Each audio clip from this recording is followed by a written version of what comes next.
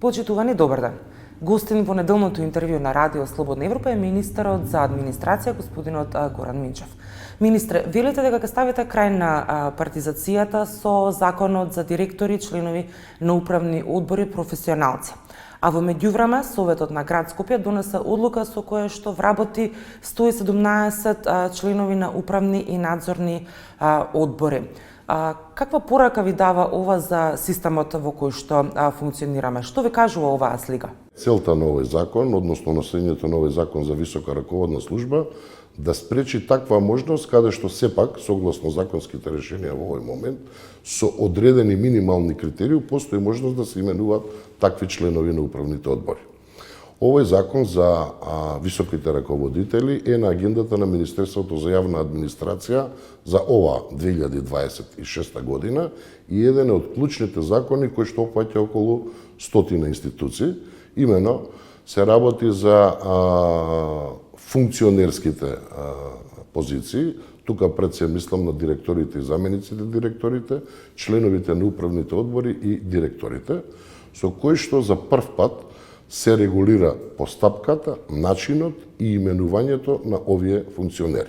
Токму во тој контекст, додека вие како представник на владата заговарате, креирате, односно закон со кој што ќе се создадат директори професионалци, локалната самоуправа именува во нетранспарентна постапка им членови на управни и надзорни одбори, претпоставувам наскоро ќе има и директори.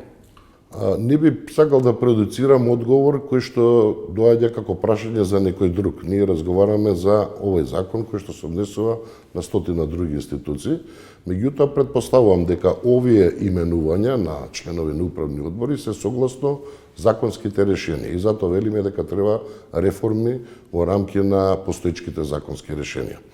Овој закон, како што кажав, опфаќа околу 100 институции и регулира, и она што е битно да се напомене, 3 важни пункта. А тоа е прво, комплетно го регулира начинот, постапката и критериумите за именување на овие високи раководни функции. Како што кажав, тоа се директорите, членовите на управните одбори и државните секретари. Понатаму, под број 2, е битно што треба да се напомене дека ги крати бројот на членови на управните одбори.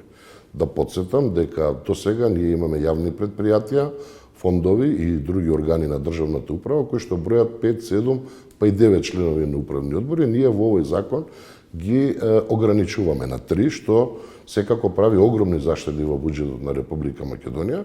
И под број 3, она алатка за која што постојано е тема во општеството, тоа е веде позицијата, ја ограничуваме на максимум 6 месеци и веднаш потоа да следи распишување на јавен оглас конкурс за одредена функционерска позиција. Што значи тоа се основните постулати на овој закон за висока раководна служба. Зошто опфатот на овие постулати за кои што зборувате за професионалност во овој закон е толку мал? Станува збор, сам рековте, за 100 институции. Под раководство на владата, според последните податоци од регистарот на Министерството за администрација, има 400 институции. Под капа на општините има уште 800 други. А овој закон опфаќа само 100 институции. Зошто опфатот во старт на темелот е толку мал?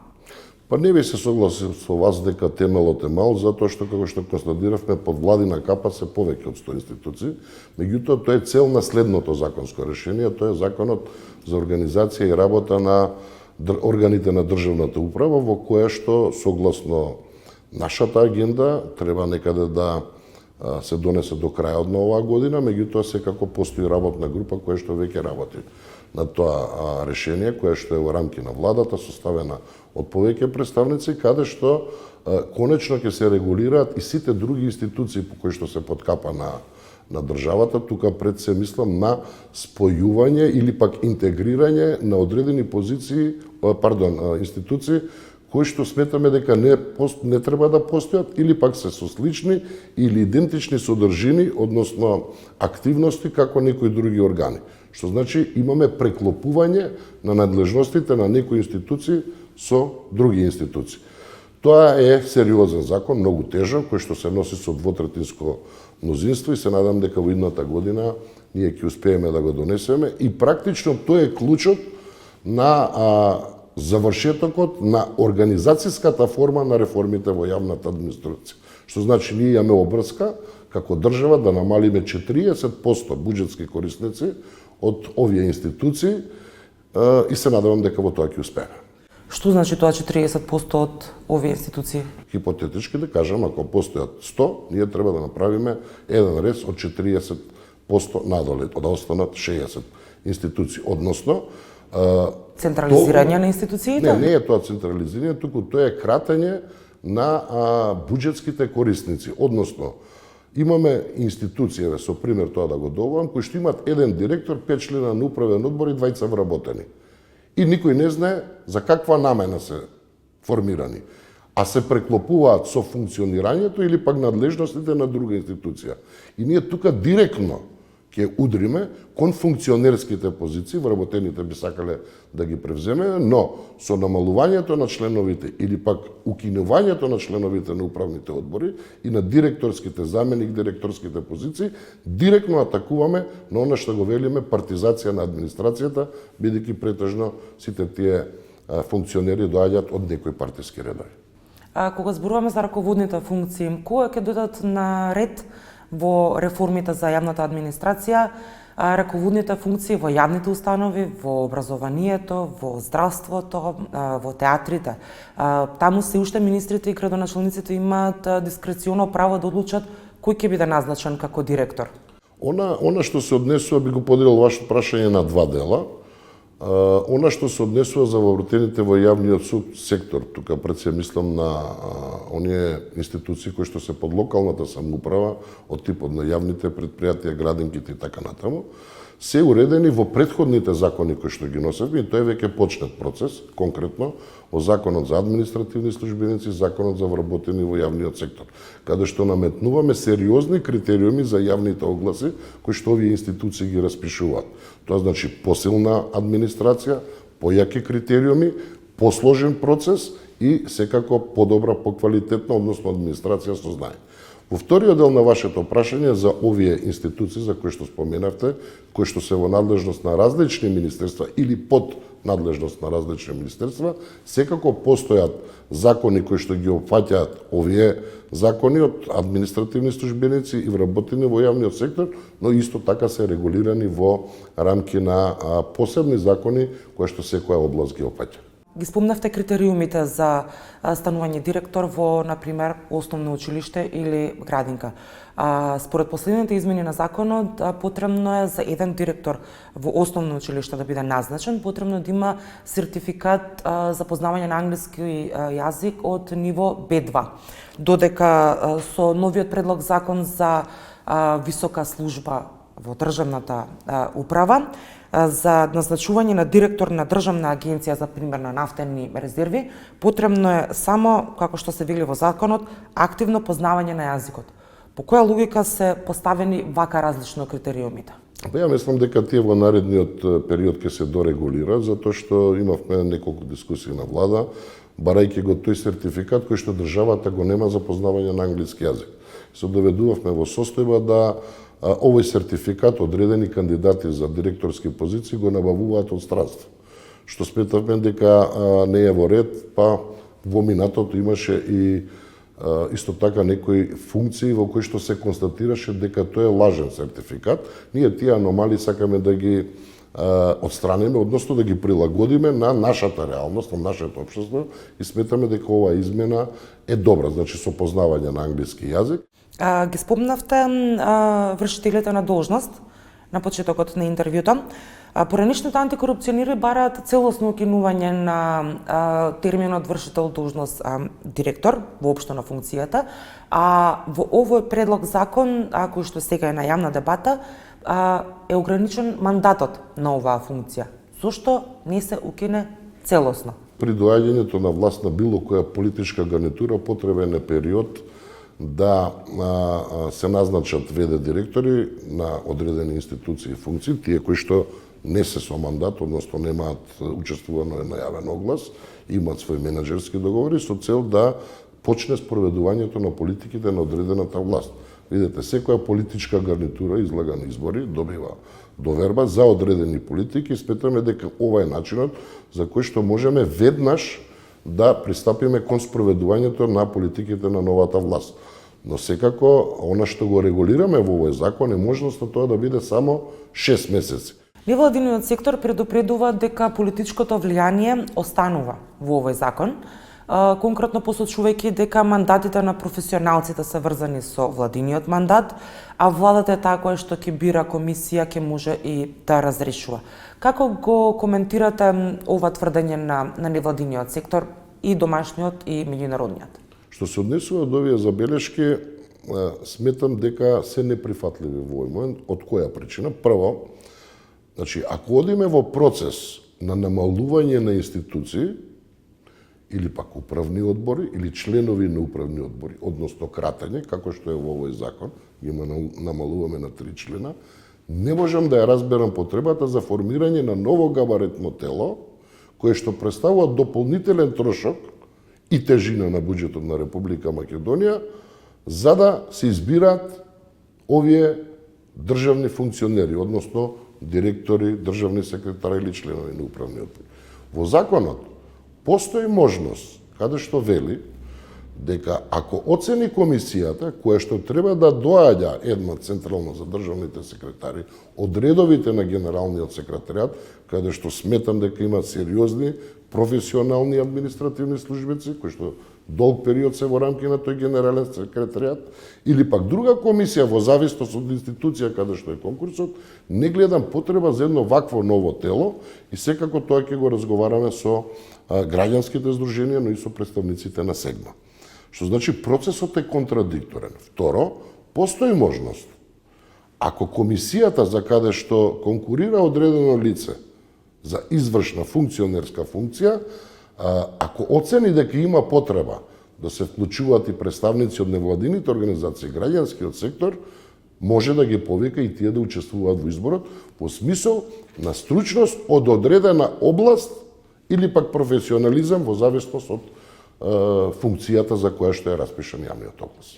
По предлог законот се уште постои дискреционото право на владата, односно на министерот, при избор на еден од најдобрите 3 кандидати. Зошто не е исклучено во целост дискреционото право и не е назначен најдобриот ранкиран кандидат? Тоа е согласно европските препораки и европските вредности, затоа што ние сакаме да дадеме можност на повеќе луѓе. Видете, тој процес на вработување е регулиран во фази. Во фази, ако збориме за вработувањата, за назначувањата, треба да се во рамки на процесот на именување се прават и соодветни интервјуа со кандидатите, така да многу е битно, бидејќи земеме за пример позицијата државен секретар, тоа е професионална функција, но функција која што мора да ги спроведува политиките на владата. Тоа го говоревме претходно, што значи владата добила доверба и државните секретари како едни од моторите на државната администрација, односно одговорни за сите вработени во секоја институција, треба да ја спроведуваат политиката на владата. Ако освојат 100 од 100 поени, зошто да биде назначен тој што освоил 80? Секако во тие тројца кандидати ќе бидат најдобро рангираните кандидати. Па токму од тие тројца, Може 190 би тројцата ќе 80. имаат 100.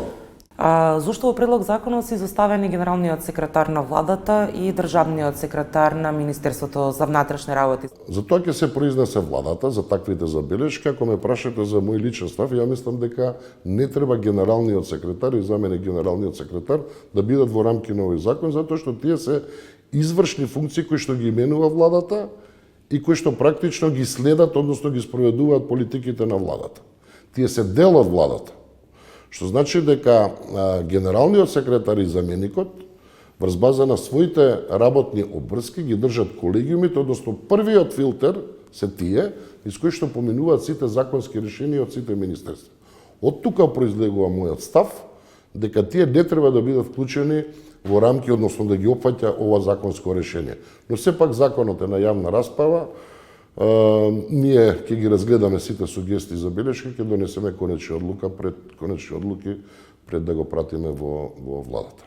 Дали со Законот за административни службеници и Законот за јавен сектор може да се каже дека се маргинализираат синдикатите, затоа што платата се уредува со закон, а колективниот договор опфаќа само додатоци на плата? Не може да се каже дека се маргинализираат синдикатите, затоа што и синдикатите беа вклучени во јавната расправа за овие законски решенија. И ние тука можеме да разговараме дека, освен во рамки на оваа јавна расправа, и јас како министер и премиерот имавме голем број на состаноци, ама буквално со сите представници на синдикатите, да не наречам репрезентативни синдикати. Настана забуна во рамки на регулацијата на платите во овие закони, затоа што во јавноста провеа едно мислење во кое што дел од вработените во јавната администрација смета дека нивните плати ќе се намалат. Принципијално се работи за околу 1200-1300 вработени во рамки на јавниот сектор, пред се од регулаторните тела, во споредба со 128.000 други, кои што се во рамки на администрацијата и на јавниот сектор, тука пред се мислам на локалните самоуправи, за кои што имаме голема дискрепанца, односно разлика во платите. Или да го посочам тоа со пример. Да кажеме, архивар во рамки на министерствата или било кој службеник од било кој сектор зима X приходи, за разлика од овие регулаторни тела, кои што за истата позиција и истата обврска која што и работна задача која што буваат, зима 30 до 40% поголеми плати. И тоа не е окей. Но за да ги расчистиме сите дилеми, ние примената на ова законско решение, односно на овој дел од законот, кој што требаше да почне од 1.1.2026, ја одложивме од 1.1.2027 со цел да направиме дополнителни консултации и да најдеме заеднички прифатливо решение за сите. Ако ги тргнеме на страна регулаторните тела, синдикатите од останатите институции, административци, например во културата, имаат колективен договор каде што тие се задоволни со него. Синдикатот е тој кој што и преговара со министерството во однос на колективниот договор и уредувањето на платата. Сега со овој закон синдикатот на културата, например, нема да има повеќе право да преговара промени во плата, туку само во додатоци. Не, напротив, не се сложил со вас, значи не би коментирал колективни договори кои што ги направил некој синдикат во минатото со одредено министерство. И тие се нерамноправни договори од страна на синдикатот и одредена институција во споредба со другите представници на синдикатите кои што секоја институција ги има. И ако направиме споредба, да кажеме, вработените во културата зимаат многу поголеми плати согласно постоечкиот колективен договор од, да кажеме, вработените во Министерството за образование, за правда, во јавна администрација, во дигитална трансформација и така натаму. И тоа не е во ред. Ние затоа сакаме да направиме системско решение во кое што ќе ги изедначиме сите административни службеници и не е точно дека не може да се направат колективни договори и сега. Тоа е последниот пример за кој што е актуелен, односно преговорите кои што се водат со гранковиот синдикат и со синдикатот на Слободната Конфедерацијата на слободни синдикати, кои што се за администрацијата во рамки на можноста за потпишување колективен договор со етапно покачување на платите од 8% на годишно ниво, за кое што кажуваше премиерот. Како представник на движењето знам во владата, колку сте задоволни од перформансите на вашите колеги од коалициониот партнер Вреди? Можам да констатирам дека соработката е коректна, ги надминуваме евентуалните несогласувања и мислам дека како цела владина коалиција одиме по вистинскиот реформски пат со европски вредности и европски критериуми. Каков е вашиот став за барањето за предвремени избори? Движењето Знам за наша Македонија е политичка партија која што постои 2 години, неодамна го славевме вториот роден ден. Ние имаме дискутирано во партијата повеќе пати за ова прашање, ние сме спремни за избори и утре. Дали е тоа паметно и дали е тоа правилно, сепак тоа ќе се води во рамки на коалиционите партнери кои што ја сочинуваат владата. Јас, пратејќи ги изјавите на премиерот, имам информација дека оваа година нема да има предвремени парламентарни избори, но за нас како политичка партија се едно. Ние можеме да настапиме на предвремени парламентарни избори утре. Ви благодарам за разговорот. Благодарам за можноста. Вам, почитувани, ви благодарам што го следевте неделното интервју на Радио Слободна Европа. До гледање.